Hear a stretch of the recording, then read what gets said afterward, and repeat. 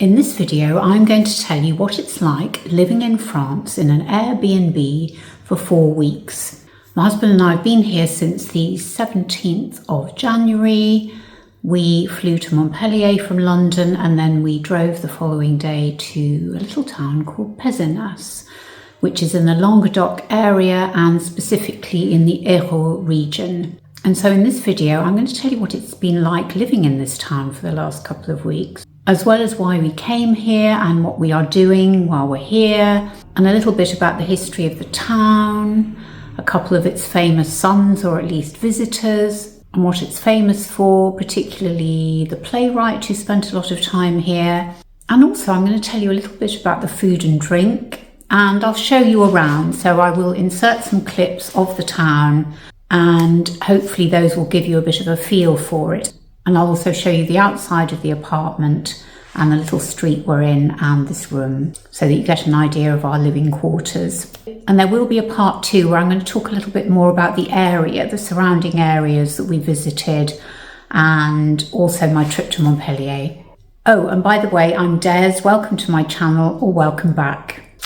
So what are we doing in Pezenas? Well, my husband particularly wanted to escape the British winter. Although we live in London, which has a climate that's fairly temperate, it can be, and actually has been for the last couple of months, very cold and very grey. And winter seems to have started a lot earlier than it usually does. Usually kind of late Jan to Feb are the grottiest times, but this time it started way back in December. But in fact, we decided probably in about October that we wanted to go away, and I suggested, why don't we come to France? Because this time last year, we'd gone to the Caribbean, which was of course amazing and boiling hot and lovely to be by the sea and all of that. But we didn't want to do one of those big long hauls. We wanted to go somewhere closer to home, and we weren't bothered about being in the full sun by a pool, swimming and all of that. We just wanted to go to a more temperate climate. And that's what we found here in Pezenas. Now, why did we pick Pezenas? Well, that is a very good question. My husband insists that we've been here before, even though when we arrived a couple of weeks ago, he didn't actually recognise any of it. But whether he dreamt about it or whether we have actually been here and it's my fault, and I don't remember, because we have actually been to NIRA, which is not that far down the coast from here. And I do remember that. But nevertheless, I didn't think we'd been here. But I'm very glad that whatever it was that drew him to this place, I'm glad that we're here. So Pezenas is a town of around about 8,000 people, so it's not a very big town, but it has this wonderful old centre. Now, a lot of French towns do have these, but this is particularly well preserved. Every street you look at, every little alleyway, almost every building has got some history and some beauty to it, and it's just a really special place, and it is very much on the tourist map. I'd never heard of it, and that's to my shame really, because not only did I go to a French school, but I also did a French degree, and I spent a lot of time with my grandmother in the south of France, although that's the southeast rather than the southwest, and we're in the southwest. And I'll pop a map up, by the way, so you can see exactly where we are. So I should have known about Pezenas, but I didn't. Another reason I should have known about it actually is that I studied Molière at school, and Molière is a celebrated French playwright. Now I'm going to forget exactly when he was writing, but it was somewhere in the mid-17th century, I believe. He was post-Shakespeare, and he was one of that sort of cohort of writers. There was Racine, there was Molière, there was somebody else, and don't kill me. Those of you who know, I should know this, I've forgotten. There was another playwright as well, but Molière was the one that wrote comedies. Racine wrote tragedies, and I studied Racine in particular for my A-level, and the play I particularly adored of Racine's was Andromaque. I'm going off topic immediately, sorry. Come back to the point. Molière, he wrote a lot of famous comedies like Les Précieuses Ridicules, Le Malade Imaginaire, I'll put the names on the screen in English, and I can't remember all the others. Le Bourgeois Gentilhomme, I think that was him as well. Anyway, they were very good comedies. They were very much celebrated, I believe, at the time. And he came to Pezenas to put on these plays. And so you can see a lot of Molière's name around the place. There's a big brasserie in one of the main squares. There's a hotel, there's lots of other Molière-y type stuff. There was another famous comedy actor and writer called Bobby Lapointe, who was born here and who went on to great things. Sadly, I must admit, I haven't heard of him, but he was before my time. But he is very much celebrated here. I think there's a school named after him and various other buildings as well. So that's a little bit about the town. And I'll put up some clips of some of the places I visited. Now, one of them is called, what is it called? The Hôtel de la Coste. It's not a hotel, it's a beautiful old medieval building, which was visited by Louis XIII, I think it was. And it's just a classic example of those wonderful sort of Gothic arches and all that sort of beautiful classic medieval style of building. In the upstairs of the building, there's lots of art and ceramics. And that's one of the key things about Pezenas. It has a lot of art and a lot of craft. In fact, everywhere you look, there's a creator of some sort, whether it's arts, crafts, jewellery, pottery, ceramics, all of that stuff, jewellery. And it seems like it may be supported by a particular organisation. I had a look on Wikipedia and it looks like it is, because everywhere you look, like I say, every other building has some kind of artistry going on in it. So it's a very creative place. There's also an old Jewish quarter, and it has a fantastic market every Saturday. We went to the market last week and I'll insert some footage of that. And you can see how amazing the fruits and vegetables and the colours, and then you've got the meats and the sweet meats and some beautiful, what was it now? I got some kind of essence of rosemary. I bought, or was it essence of, no, not rosemary, thyme, that's it.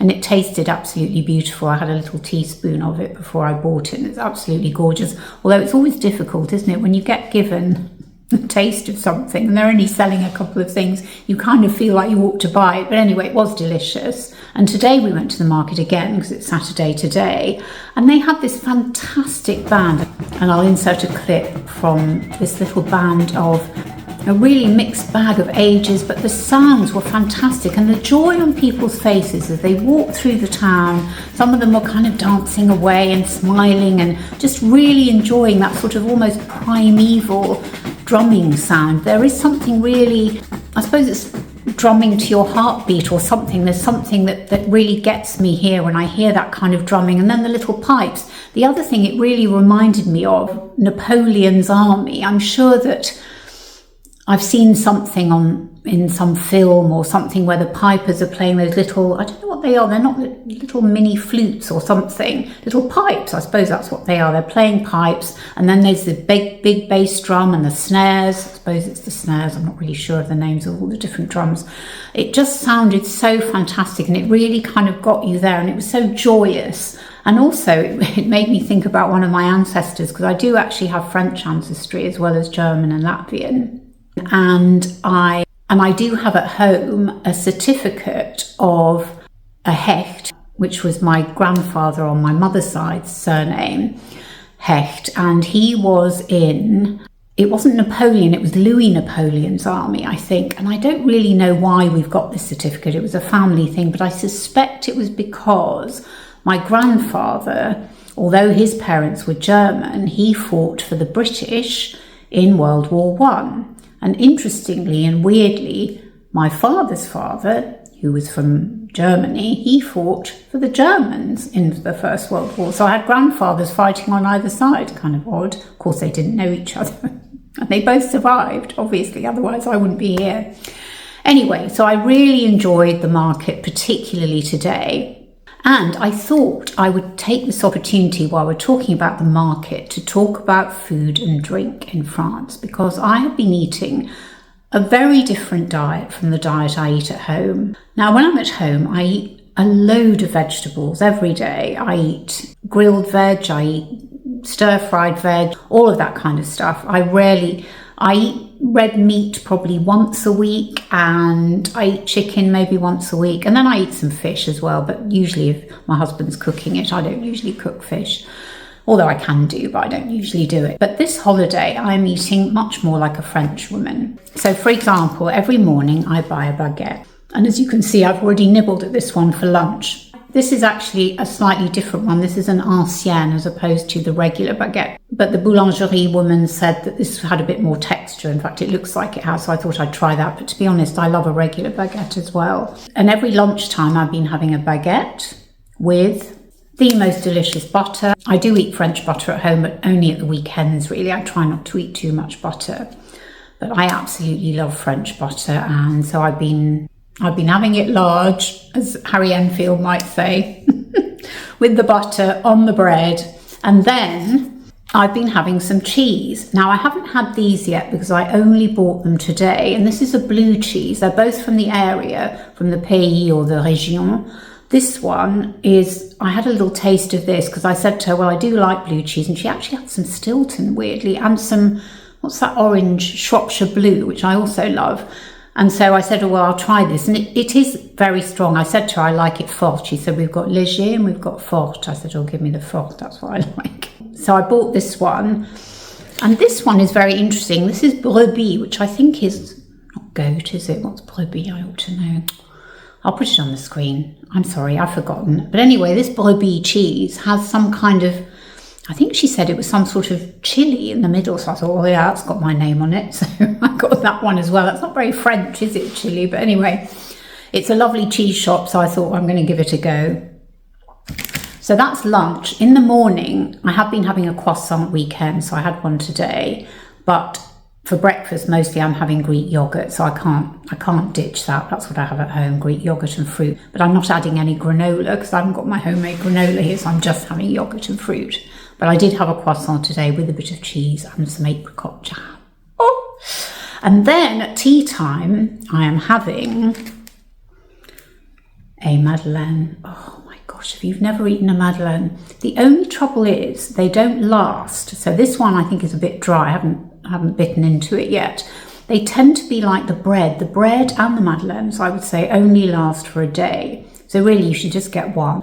I always feel a bit stingy just getting the one. But anyway, I may have this later with some tea, although I probably won't because we're going to go out for dinner tonight. Because the other thing I forgot to mention about Pezenas is quite a lot of it not closes down exactly, but a lot of the restaurants are only open at lunchtime and not in the evening. So we haven't really, because we're not really lunch people. Having said, I just have bread and cheese for lunch, but we don't usually go out for lunch. So it seems that now it's the 1st of February, everything's going to start opening up a bit. And tonight there's supposed to be a festival. So I think it's that time of year, isn't it, February, where the festivals tend to start, Mardi Gras and all of that. And so in February, they've got a whole series of different events, including, unfortunately, just after we leave here, cinema festival, which I would love to have gone to. That looks really good. And they've also got a theatre which is open at, I think, Thursday, Friday, Saturday, which I need to go and investigate. But I don't think there's anything on that really appeals to me. But it's a really artsy place, and it's a really friendly place. I really got that impression, particularly today with the band playing and everybody so happy and pleased to be out and smiling. It's just got a really lovely kind of community atmosphere. And it doesn't seem like there are a huge amount of tourists here, but I think there are some. I think I've heard some English, but not that many. And let me also mention, apart from eating, we've been doing some drinking. And I've discovered that Piquepoul, which I have had a few times in the UK, is the local grape to this area, which I really like. So I've been drinking a bit of Piquepoul, which is a white grape, but I've also been drinking Viognier. I haven't got a bottle of Piquepoul to show you, but I have got a bottle of Viognier. Now, Viognier I've also had at home, but it didn't originate here, but it is grown here. And apparently it's a really good climate for growing the grape that Viognier is made of. And I think actually they're not that dissimilar. Although when they talk about Viognier, they talk about it being a little bit like Chardonnay, and I don't really like Chardonnay. I'm more of a Sauvignon Blanc kind of girl. But anyway, I'm really enjoying sampling the Viognier and the Piquepoul. And what we've been doing sometimes is going to the local bar and having a little glass of wine before we come home and cook. We haven't actually eaten out all that much, probably about 4 times so far, but we are planning to eat out tonight because there's a restaurant around the corner which has just reopened. It's just been refurbed. So we thought we'd go there, although we haven't booked, and I'm a bit worried that we won't get a table. But anyway, we'll see how we get on. And just to mention another local wine, and I bought this in the wine shop in the square, and it's called, let me see what it's called. It's also local, Muscat de Saint-Jean de Minervois. It's absolutely delicious, not too sweet. I wouldn't mind having that with a Madeleine later on. And actually today when we went to the supermarket, and that's a whole other thing. In fact, I'll try and remember to take some clips of the food in the supermarkets, because here the fruit and veg and the meat and cheese counters and the fish, they're also beautifully laid out. I mean, they put Waitrose to shame in a way. They're absolutely gorgeous. And I saw some raspberry sorbet in the freezer cabinet, and I just thought, I've got to have that. I actually picked up one which was full of UPFs, and I picked it up, read the thing, read the blurb, put it back again, so I'm not having that. And then I went past again and went, oh, do you know what, I am going to have it. And then I went round the corner and there was another one which was more sort of artisan, so I didn't bother reading the ingredients of that one. I just picked that one up and put the other one back. So I'm going to be trying that because I absolutely love raspberry sorbet. So you can tell we're really enjoying the food and the drink of the area. So I was going to tell you in this video another reason why we're here, which I have touched on in vlogs in the past. I have mentioned this, that we have thought for many years about buying a place here. But I'm going to do that in a separate video, I think, because otherwise this one's going to be very long, and we are here for another couple of weeks. So I will talk about that in my next vlog. But for now, I think we'll close there. And I hope you've enjoyed this little potted history of Pezenas. And I hope you'll join me for my next vlog from France. And do let me know in the comments. I know some of you who have already commented when I said I was coming here actually know the town, which I think is fantastic. It just shows that its fame has spread far and wide, and yet I didn't know about it, so how ignorant was I? But I'm so glad, whatever reason it was, somewhere in the ether that sent us to this place. But it is really lovely, and now that we've been here a couple of weeks, I feel like I'm kind of not starting to put roots down, that's a bit over the top, but I'm feeling very comfortable here and very safe and very welcome, actually, very welcome.